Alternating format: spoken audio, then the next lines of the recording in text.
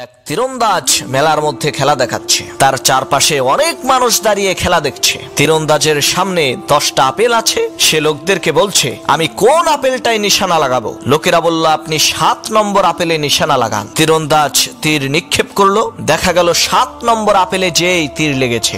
এইভাবে সে 10টা আপেলেই তীর নিক্ষেপ করলো। অবাক করা বিষয় হলো, তার নিক্ষেপ করা একটা তীরও লক্ষ্যভ্রষ্ট হয়নি। সেই তীরন্দাজ উপস্থিত সমস্ত লোকদেরকে উদ্দেশ্য করে বলল, আপনারা কি সাক্ষ্য দিচ্ছেন আমি একজন ভালো তীরন্দাজ?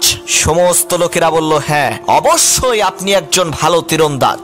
সেই তীরন্দাজ বলল, তাহলে আপনাদের মধ্য থেকে মাত্র একজন মানুষ আমার সামনে এসে দাঁড়ান, আমি তার মাথার উপরে একটা আপেল রেখে তীর নিক্ষেপ করব। তার এই প্রস্তাবে একজন মানুষও রাজি হলো না, কারণ যদি নিশানা ভুল হয়ে যায় তাহলে তো কেল্লা ফতে। সেই মেলার মধ্যে একজন ছোট বাচ্চা ছিল। সে এসে তীরন্দাজের সামনে দাঁড়িয়ে বলল, আমি রাজি আছি, আমার মাথায় আপেল রেখে আপনি তীর নিক্ষেপ করেন। ছোট বাচ্চার এই কথা শুনে মেলার সমস্ত লোকেরা অবাক হয়ে বলতে লাগলো, সর্বনাশ, এত ছোট একটা বাচ্চা, তার এত সাহস আসলো কোন জায়গা থেকে? তীরন্দাজ সেই ছোট বাচ্চার মাথায় আপেল রেখে তীর নিক্ষেপ করলো। দেখা গেল তীরটা আপেলেই লেগেছে। এই দৃশ্য দেখে মেলার সমস্ত লোকেরা সেই ছোট্ট বাচ্চার তীরন্দাজকে বাহবা দিয়ে বলতে লাগলো, এই মেলার এতগুলো মানুষের কেউ সাহস পেল না, এই ছোট্ট বাচ্চাটা সাহস পেল কিভাবে? তখন সেই তীরন্দাজ বলল, শোনেন, আপনাদের প্রত্যেকেরই আমার প্রতি বিশ্বাস ছিল যে আমি তীর নিক্ষেপ করলে আমার তীর লক্ষ্যভ্রষ্ট হবে না,